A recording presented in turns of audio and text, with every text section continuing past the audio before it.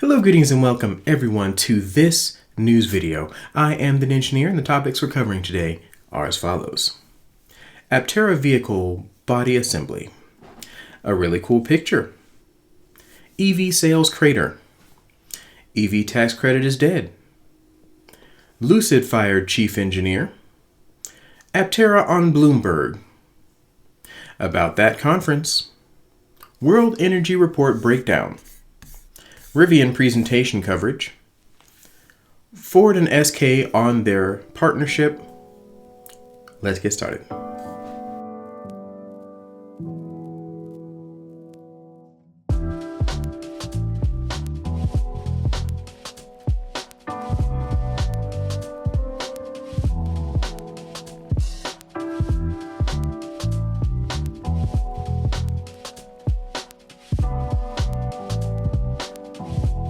Alright, so Aptera released this really interesting 3D mock-up of their production facility in progress.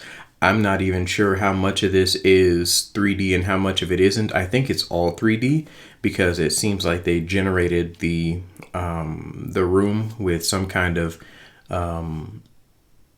photography-based 3D simulator or 3D rendering program. It's really cool, really well done, fun to see. I tried to count the number of Apteras being built, but it doesn't quite, the hazing doesn't quite go away until after all of the vehicles that are in frame go away, minus like a couple. And you can kind of get a little bit of a kind of almost glimpse at the end, but it cuts out right before it goes around the room again. So yeah, really cool video. Really effective as a teaser.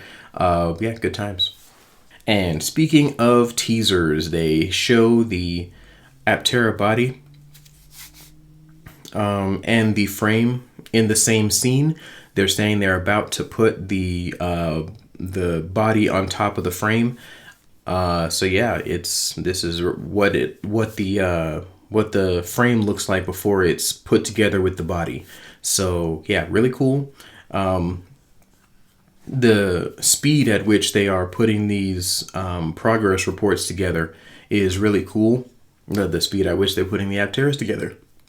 The speed at which they're putting the Apteras together is really cool. So yeah, good to see. Yeah, just awesome. I keep it up, guys. More so the awesome production stuff you're doing, not necessarily the updates, but the updates are great too. Okay, so EV sales are up everywhere in the world except North America. There is more than one reason for it. Apparently, it is policy changes, tariffs, and the end of the 7,500 EV tax credit. It also has a lot to do with the fact that there are a lot of companies that make EVs and gas cars that are rolling back their EV production. Ford, for instance, is rolling back their EV production. Chevy and basically all of the companies that we know in the U.S. are pulling back and changing their EV strategy because they know now that they don't necessarily have to move towards EVs because, you know, whatever. But yeah, we're moving in the wrong direction, and we're the only country moving in the wrong direction. Or let me put it a better way here. We are the only country that saw this new technology and decided it was the enemy and tried at every turn to stop it. We are the only country. Now, there are other countries in the world who are a little more resistant to EVs than the rest.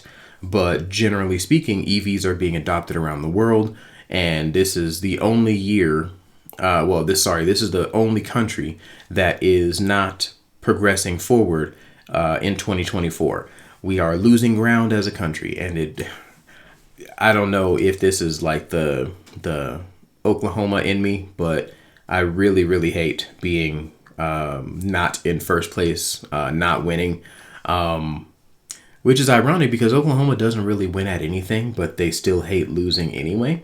Oklahoma was like the last in education, I think, last go round. So Yeah, there's a lot of reasons why I think that this is a terrible thing to be happening, but it has a lot to do with the fact that I don't like losing, and we are, as a country, getting shellacked by the rest of the world when it comes to innovating a new technology that is going to shape the energy future in so many ways. EVs are going to be the standard, and we as a country are going to be behind that standard. That means we don't get to influence the laws as much. That means we don't get to enjoy the benefits of having some of the best technology in the world as much. It is a big blow, and it still bothers me that we are still piddling around with this whole EV transition thing. All right, so a related story to the EV sales in the U.S. going down is also the gas-powered car sales have gone down some in the U.S. So when the EV tax credit died, the people that could have afforded a new vehicle went down. It went down enough that, generally speaking, not only are they not buying they're not buying EVs, they're also not buying gas cars. Gas cars are just as expensive, if not more so now, than EVs. And so when the tax credit went away, the best path for anybody to get a new car, especially those on lower incomes or struggling more, was eliminated. And so not only are EV sales tanking, global EV sales being up, our sales for EVs are down in the US. Our sales are down for gas cars in the US. Everything is going down. Nothing is affordable. People are antsy about the future. You don't want to go in on a new purchase when you're unsure as to where your next meal is going to come from, for instance. So yeah, EV tax credit died, and basically the EV affordability, the affordability that EVs provided, is no longer there. And the prices of cars are insane right now, including used cars. I don't know if you guys have seen some of the videos that people have put out on like Instagram and things like that, but basically the price of a used car, even a busted up hundreds of thousands of miles on it car, are far higher than they should be. Thousands, $4,000, $5,000, $6,000, $7,000 for these cars that are older than I am in some cases. So yeah, this is a harbinger, in my opinion, of the future of the US if we continue down this path. Not only will EV suffer, regular vehicle sales, the gas car sales will suffer as well. Okay, so this is a weird story, one that I hesitated to cover because I didn't necessarily see that there was much of a point to it, but then I read the story, and I suddenly got very motivated to cover it. Right, so just to go ahead and jump in here, they fired the Lucid Motors chief engineer after he complained to HR about the people in his workplace calling him a... This gentleman, Eric Bach, he was telling the story that he was forced out of the company because he went to HR to complain about people basically calling him terrible things in spite of the fact that he has no affiliation with Nazis or anything of that nature. Simply because he had a German accent, he seemed to be labeled that way. He went to complain at HR. HR said, "Oh, we'll look into it." And he was pushed out of the company, more or less fired, as a result of him complaining about people making fun of him. If this is true, there is a lot of soul searching that I believe Lucid Motors needs to do to rectify this situation, to keep this situation from happening again in the future. Was he a terrible person? Maybe Eric Bach was a bad guy. Maybe he was angry or wagging his finger at people all the time. Maybe he was that kind of person to be mean or whatever. That does not justify calling him a Nazi outright. Unless, of course, he is affiliated with that party, with that group of people, with that supremacist mindset. I don't see a reason why that is a thing that should have happened. I do not know if I'm going to have to blur any of this out or bleep any of my words. We will find out when I upload. But generally speaking, this is the situation that has allegedly occurred. Like I said, this is terrible if it is true. Lucid is messing up.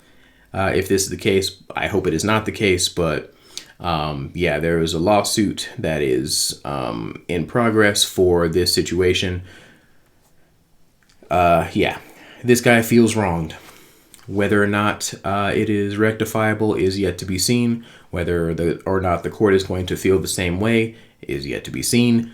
But yeah, this is a thing that's going on right now. Okay, so Aptera on Bloomberg. This happened December 7, 2025. Aptera Owners Club put out this video, did a fantastic job of getting it out fairly immediately. I have watched it more than once, and the interview is very solid all the way through. Some of the details and things that he talks about here are fairly standard. She asks him some really great follow-up questions that push him to maybe think in ways that he may not have had to before, because this is how a lot of regular everyday people are going to think about the Aptera. And the questions they're going to ask. So it was a great interview for exposure to the narrative that people are thinking about in the everyday Zeitgeist. Like, people that don't eat, sleep, and breathe Aptera have a lot of questions that were asked here in this interview. So if you want to know how they are currently approaching these sorts of questions, then you have the interview here. If you are curious as to how the normal public may receive Aptera, then this is a great video to look into or to look at to figure out where you can position yourself when you receive your Aptera, or after you've decided to get your Aptera, what you can do and say to people in regular life, because these are the questions they're probably going to ask. All right, apparently Aptera likes this photo as well, but this is actually my screen background for my screensaver. But anyway, an update on that NGC conference. They basically said that investors interested in meeting with Aptera may contact Northland Capital Markets for availability and scheduling at the following email. The email that I sent to them about this situation was to a different email, and I'm glad they put out the email where it is actually good to get a response from. I have not sent out an email to this new email address, but it is coming up as of Tuesday, this upcoming Tuesday. So if you guys are interested in participating, interested in seeing what's going on here, you gotta email these guys. I am probably going to email them directly after this video. Okay, Transport Evolve put out a fantastic video about the World Energy Outlook, which is a paper that is generally put out every single year with respect to how the energy in the world is produced and the basically the rising sources, like where energy is headed. It's not great. I'm not even going to sugarcoat it. The team at Transport Evolve did a great job of putting this video together in a way that kind of cuts out, well, not cuts out, it kind of cuts through some of the doom and gloom with some humor, the way that only Transport Evolves can. Yeah, it's a good video to watch in its entirety if you have not already. But yeah, I watched through this and I got a much better reference point for where we are for the World Energy Outlook. The stories earlier in the video with respect to EVs not selling as well in the US as in the rest of the world is another indicator as to where we are going. Yeah, the US is falling behind, and it is more and more apparent as they look at things not only from the US standpoint, but from globally as well. All right, so Rivian had an autonomy day. It was a a presentation. It was very Tesla in its scope and in its tone. They announced a lot of interesting things that I'm not going to go into here. Claims that are very similar to what Tesla has made and has not been able to deliver on. So I am hoping that Rivian has better luck delivering. A notable person who has covered this presentation is, of course, Talos of EV. He did basically a breakdown of all the things that occurred in the video, and he did so in about half the time as what the Rivian presentation was. So yeah, if you guys are looking for a good breakdown, a good summary of the presentation from Rivian, this is where you go. All right, so I don't know if you guys remember, but there was this Korean company known as SK On who partnered with Ford. They partnered with them in order to develop new battery technologies, new pack situations, different sorts of new sorts of battery tech and all that kind of stuff. That partnership has been dissolved, and what they decided to do was to split up the facilities that they had produced together. Basically, SK On now exists in Tennessee, I think. So SK On will still exist in Tennessee, and Ford will assume ownership of the battery plants in Kentucky. So SK On will basically continue their research in the U.S., probably partnering with other companies now that Ford is dissolving the partnership. It's interesting. It kind of rings true to the tone of this particular video, which is the general consensus of the U.S. is to abandon EVs in spite of the fact that they are the future, and kind of relegate people to gas-powered cars that they're not even buying because they are just as expensive as EVs. Just as expensive as EVs are now. When the tax credit went away, every car went up on the dealership lots that I saw. So, yeah, it's a thing. All right, that will be the end of this video. Thank you guys so much for watching. I am the Ninjineer. If you like this video, please do all of those YouTubey things, the liking, the subscribing, the sharing, all that kind of fun stuff. If you'd like to support me, I do have Patreon and all that kind of stuff as well. Those devices at the moment are just used for the sake of me getting to the Aptera facility.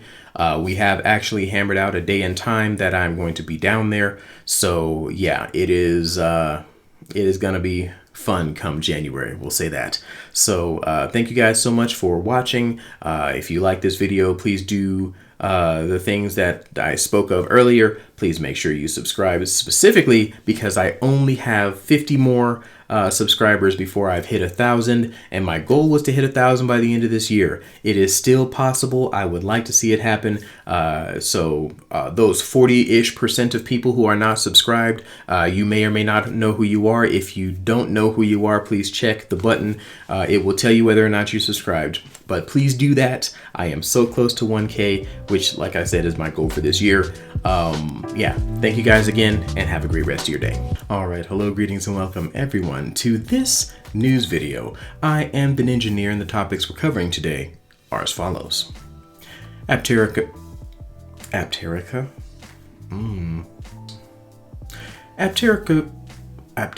is the word of the day, bro. I did it twice. Man, okay. That is put out, generally speaking, every year. Oh my.